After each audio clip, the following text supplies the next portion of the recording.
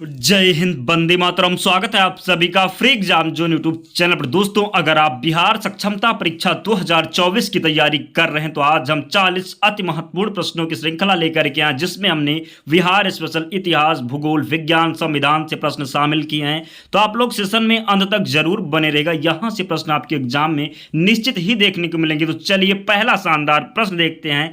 बिहार दिवस किस दिन मनाया जाता है? आपको बताना है बिहार दिवस किस दिन मनाया जाता है। 21 मार्च, 22 मार्च, 23 मार्च या फिर 24 मार्च। तो बात करें बिहार दिवस की तो ये 22 मार्च को मनाया जाता है।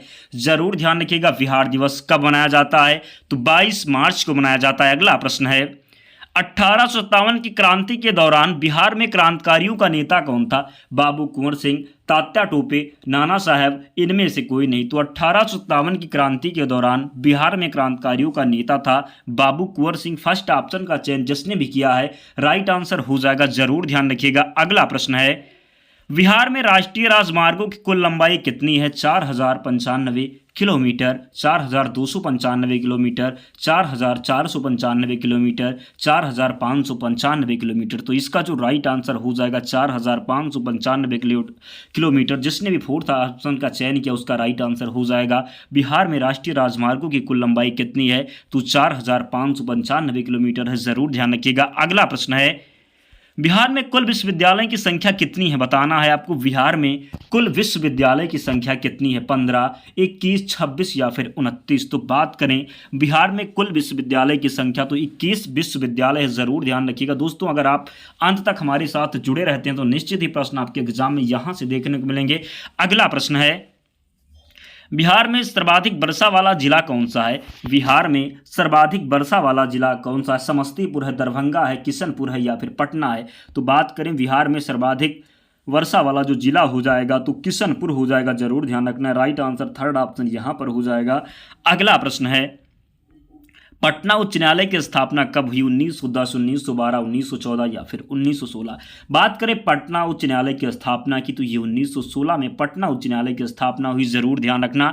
अगला प्रश्न है, सौरमंडल की खोज किसने की थी? गैलीलियो, कोपरनिकस, जेएल वेर्ड या फिर केपलर। तो सौरमंडल की खोज किसने की थी? तो सौरमंडल की खोज किया गया था कोपरनिकस के द्वारा। सेकंड ऑप्शन का चयन जिसने भी किया है उसका राइट आंसर हो जाएगा। सौरमंडल की खोज किसने की थी? तो कोपरनिकस ने की थी, जरूर ध्यान रखना है। नेक्स्ट, पार्थिव ग्रहों की संख्या कितनी है? पार्थिव ग्रहों की संख्या कितनी है? कई बार प्रश्न एग्जाम में पूछा गया है, पार्थिव ग्रहों की संख्या कितनी है? तो बात करें पार्थिव ग्रहों की संख्या तो ये 4 हो जाएगा। सेकंड ऑप्शन का चयन जिसने किया है उसका राइट आंसर हो जाएगा। नेक्स्ट, सौरमंडल का जन्मदाता किसे कहा जाता है? सूर्य, पृथ्वी, बृहस्पति या फिर शनि। तो आप सभी को ध्यान रखना, सौरमंडल का जन्मदाता कहा जाता है सूर्य को। किसे कहा जाता है? तो सूर्य को कहा जाता है सौरमंडल का जन्मदाता, जरूर ध्यान रखना है। नेक्स्ट, किस ग्रह को शाम का तारा कहा जाता है? किस ग्रह को शाम का तारा कहा जाता है? मंगल, शुक्र, पृथ्वी या फिर बुध। तो बात करें शाम का तारा तो शुक्र ग्रह को कहा जाता है शाम का तारा, जरूर ध्यान रखना है। लाल ग्रह की बात करें, कई बार प्रश्न पूछा गया तो मंगल ग्रह को लाल ग्रह के नाम से जाना जाता है। कौन सा? तो मंगल ग्रह हो जाएगा। पृथ्वी की बात करें तो ये नीला ग्रह हो जाएगा, ध्यान रखना है आप सभी को। नेक्स्ट, प्रार्थना समाज के संस्थापक कौन थे? प्रार्थना समाज के संस्थापक कौन थे? आत्मारंग, पांडुरंग, बाल गंगाधर तिलक, एनी बेसेंट, रास बिहारी बोस। बात करें प्रार्थना समाज के संस्थापक की तो आत्मारंग, पांडुरंग हो जाएंगे। प्रार्थना समाज के संस्थापक कौन है? तो आत्माराम पांडुरंग है। कई बार एग्जाम में प्रश्न पूछा गया है तो जरूर ध्यान रखिएगा। नेक्स्ट, रामकृष्ण मिशन की स्थापना किसने की थी? रामकृष्ण मिशन की स्थापना किसने की थी? स्वामी विवेकानंद, ईश्वर चंद्र विद्यासागर, दयानंद सरस्वती, राजा राम मोहन राय। तो रामकृष्ण मिशन की स्थापना किसने की? स्वामी विवेकानंद, ईश्वर चंद्र विद्यासागर, दयानंद सरस्वती या फिर राजा राम मोहन राय। तो बात करें रामकृष्ण मिशन की स्थापना तो ये किया गया था स्वामी विवेकानंद जी के द्वारा रामकृष्ण मिशन की स्थापना की गई थी, जरूर ध्यान रखना है।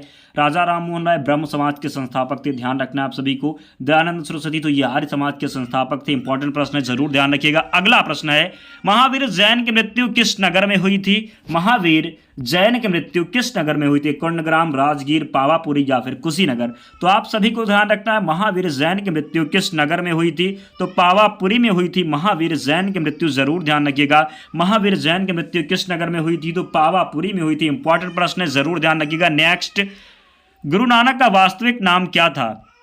गुरु नानक का वास्तविक नाम क्या था? अंगद, लहना, नानक या फिर नरेंद्र नाथ? गुरु नानक का वास्तविक नाम क्या था?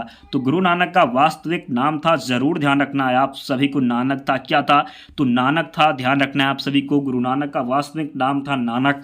अगला प्रश्न है, एक वयस्क मानव शरीर में हड्डियों की संख्या कितनी होती है?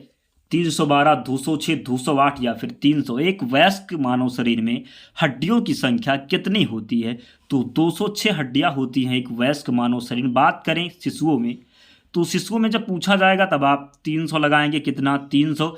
और जब पूछा जाए एक वयस्क मानव शरीर में, तो 206 हड्डियां होती हैं। ध्यान रखना है आप सभी को। नेक्स्ट, मानव शरीर की सबसे लंबी हड्डी कौन सी है? स्टेपीज, फेबुला, टिबिया या फिर फीमर? तो मानव शरीर की सबसे लंबी हड्डी कौन सी है? तो फीमर हो जाएगा। मानव शरीर की सबसे लंबी हड्डी कौन सी है? तो फीमर है मानव शरीर की सबसे लंबी हड्डी, जरूर ध्यान रखिएगा। नेक्स्ट, मनुष्य के जीवन काल में कितने दांत 2 बार विकसित होते हैं? 4, 12, 20 या फिर 28? मनुष्य के जीवन काल में कितने दांत 2 बार विकसित होते हैं? तो 20 दांत जो है 2 बार विकसित होते हैं, जरूर ध्यान रखिएगा। मनुष्य के जीवन काल में कितने दांत 2 बार विकसित होते हैं? तो 20 इसका राइट आंसर है। नेक्स्ट, मनुष्य में पाचन क्रिया कहाँ से प्रारंभ होती है? जो है मलाशय, आमाशय, मुख या फिर पक्वात से? तब जब आप कुछ खाते हैं, जब उसको चबाते हैं तो ये मुख में जाता है और मुख से ही पाचन क्रिया प्रारंभ हो जाती है। चबाने की जो क्रिया होती है वहीं से पाचन क्रिया प्रारंभ हो जाती है। तो मनुष्य में पाचन क्रिया कहाँ से प्रारंभ होती है? तब आप मुख लगाएंगे, जरूर ध्यान रखना है, भूलना नहीं, आपको इंपॉर्टेंट प्रश्न है। अगला प्रश्न है, भारतीय सिविल सेवा में चुने गए पहले भारतीय का नाम क्या है? सत्येंद्र नाथ टैगोर, सरोजिनी नायडू, लाला लाजपत राय या फिर सीआर दास यानी कि चित्तरंजन दास? भारतीय सिविल सेवा में चुने गए पहले भारतीय का नाम था सत्येंद्र नाथ टैगोर, जरूर ध्यान रखिएगा। भारत की पहली महिला राज्यपाल जब पूछा जाए तो आप सरोजिनी नायडू लगा देना। लाला लाजपत राय दिया हुआ, चित्तरंजन दास, ध्यान रखना है आप सभी को। 4 ऑप्शन है, तो यहाँ पर जो राइट आंसर हो जाएगा सत्येंद्र नाथ हो जाएगा, ध्यान रखना है आप सभी को।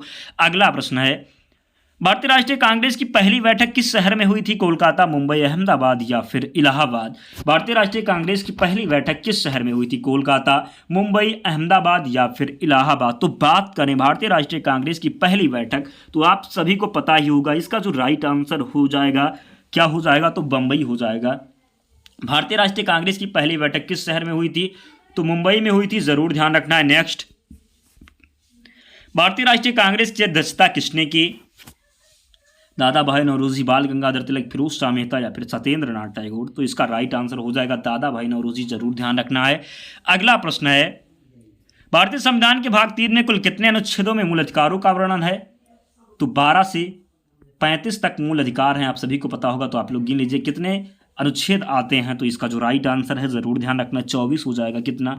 24 हो जाएगा, ध्यान रखना है आप सभी को। अगला प्रश्न है, वर्तमान में भारतीय नागरिकों को कितने मौलिक अधिकार प्राप्त हैं? तो वर्तमान में भारतीय नागरिकों को 6 मौलिक अधिकार प्राप्त हैं। कितने? तो 6 मौलिक अधिकार प्राप्त हैं, जरूर ध्यान रखना है। अगला प्रश्न है, संपत्ति के मूल अधिकार को किस संवैधानिक संशोधन अधिनियम द्वारा समाप्त किया गया? 44वें जो है संशोधन अधिनियम, 42वें संशोधन अधिनियम, 45वें संशोधन अधिनियम या फिर 52वें संशोधन अधिनियम? तो संपत्ति के जो मूल अधिकार को किस संवैधानिक संशोधन के अधिनियम से समाप्त कर दिया गया? तो 44वें संविधान संशोधन से जो है संपत्ति के अधिकार को मूल अधिकार से विधिक अधिकार बना दिया गया, आपको ध्यान रखना है। नेक्स्ट क्वेश्चन है, भारत की संघीय व्यवस्थापिका को किस नाम से जाना जाता है? लोकसभा, राज्यसभा, प्रतिनिधि सभा या फिर संसद? तो आप सभी को बताना है भारत की संघीय व्यवस्थापिका को किस नाम से जाना जाता है? तो संसद के नाम से जाना जाता है भारत की संघीय व्यवस्थापिका को, जरूर ध्यान रखना है। अगला प्रश्न है, संसद के किस सदन को प्रतिनिधि सभा भी कहा जाता है? लोकसभा, राज्यसभा, उपयुक्त दोनों या फिर इनमें से कोई नहीं?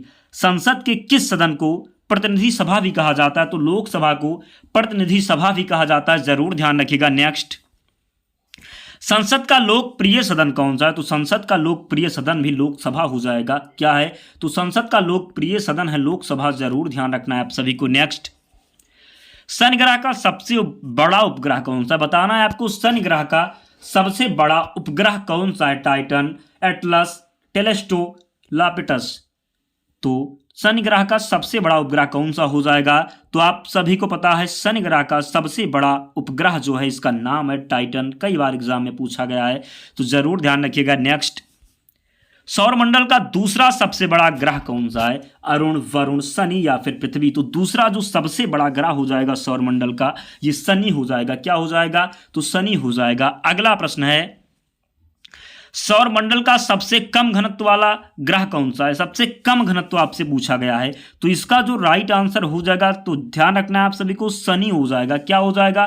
तो सौरमंडल का सबसे कम घनत्व वाला ग्रह कौन सा हो जाएगा? तो शनि हो जाएगा। दोस्तों, जिसने भी अब तक सेशन को लाइक नहीं किया है तो प्लीज़ आप लोग सेशन को लाइक कर दें और चैनल को सब्सक्राइब कर लें, क्योंकि डेली आपके लिए एक प्रैक्टिस सेट प्रोवाइड करवाया जाएगा। तो आप लोग चैनल को सब्सक्राइब करके जरूर हमारे साथ जुड़ जाएं। नेक्स्ट, शांत समुद्र और तूफानों का महासागर निम्न में से कहाँ स्थित है? शांत समुद्र और तूफानों का महासागर निम्न में से कहाँ स्थित है? चंद्रमा, वरुण, बृहस्पति या फिर शनि। तो इसका जो सही उत्तर है वो चंद्रमा है। क्या है? तो चंद्रमा है। शांत समुद्र और तूफानों का महासागर जो स्थित है ये चंद्रमा में स्थित है। जरूर ध्यान रखना है। नेक्स्ट, प्रथम लोकसभा का गठन कब हुआ? प्रथम लोकसभा का गठन कब हुआ? 1950, 1948, 1952 या फिर 1954। बात करें प्रथम लोकसभा का गठन, तो ये 1952 में हुआ था। जरूर ध्यान रखना है। नेक्स्ट, संघीय मंत्रिपरिषद का अध्यक्ष कौन होता है? राष्ट्रपति, प्रधानमंत्री, गृह मंत्री या फिर कैबिनेट सचिव। तो ध्यान रखना है आप सभी को, संघीय मंत्रिपरिषद का अध्यक्ष कौन होता है?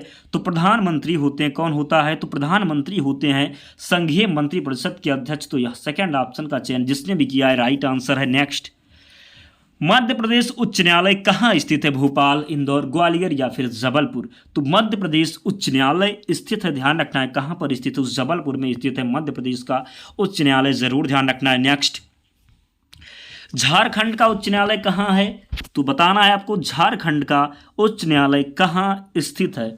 जमशेदपुर, दुमका, रांची या फिर हजारीबाग। तो झारखंड का उच्च न्यायालय स्थित है रांची में। ध्यान रखना है। अगला प्रश्न है, भारत में कुल कितने उच्च न्यायालय? 18, 21, 25 या फिर 28। तो भारत में कुल कितने उच्च न्यायालय हैं? तो 25 यानी कि 25 उच्च न्यायालय हैं कुल भारत में। ध्यान रखना है आप सभी को। आधुनिक भारत में हिंदू धर्म में पहला सुधार आंदोलन कौन सा था? ब्रह्म समाज, आर्य समाज, थियोसॉफिकल सोसाइटी या फिर रामकृष्ण मिशन। तो आप सभी को ध्यान रखना है, आधुनिक भारत में हिंदू धर्म में पहला सुधार आंदोलन कौन सा था? तो ब्रह्म समाज था। जरूर ध्यान रखिएगा। अगला प्रश्न है, स्वामी विवेकानंद का मूल नाम क्या था? नरेंद्र नाथ दत्त, बटुकेश्वर दत्त, कृष्ण दत्त या फिर सुरेंद्र दत्त। तो स्वामी विवेकानंद का मूल नाम था क्या था? तो नरेंद्र नाथ दत्त था। आप लोग राइट आंसर बताया करें ताकि पता चले आपको कितने प्रश्न सही हो पा रहे हैं। अगला प्रश्न है, महाराष्ट्र का सुकरात किसे कहा जाता है? बाल गंगाधर तिलक, बिपिन चंद्रपाल, फिरोज शाह मेहता, महादेव गोविंद रानडे। महाराष्ट्र का सुकरात किसे कहा जाता है? तो महादेव गोविंद रानडे को जो है महाराष्ट्र का सुकरात कहा जाता है। जरूर ध्यान रखना है। अगला प्रश्न है, किसे आधुनिक भारत का जनक कहा जाता है? लाला लाजपत राय, महात्मा गांधी, राजा राम मोहन राय या फिर भगत सिंह। तो आधुनिक भारत का जनक अंतिम प्रश्न है दोस्तों। तो जिसने भी सेशन को लाइक नहीं किया प्लीज़ लाइक कर देना और चैनल को जरूर सब्सक्राइब कर लेना। किसे आधुनिक भारत का जनक कहा जाता है? तो राजा राम मोहन राय को आधुनिक भारत का जनक कहा जाता है। जरूर ध्यान रखिएगा दोस्तों। तो इसकी PDF के लिए आप लोग जो है टेलीग्राम चैनल से जुड़ जाना। लिंक डिस्क्रिप्शन बॉक्स में, या आप टेलीग्राम पर सर्च कर लेना, फ्री एग्जाम जोन आपको चैनल मिल जाएगा, वहाँ से आप लोग ज्वाइन हो जाना। आपको वहाँ पर PDF प्रोवाइड करवा दी जाएगी। और जिसने भी सेशन को लाइक नहीं किया प्लीज़ लाइक कर देना। तो मिलते हैं अगले वीडियो में, तब तक पढ़ते रहिए, ध्यान रखिए अपना, स्वस्थ और सुरक्षित रहिए। जय हिंद।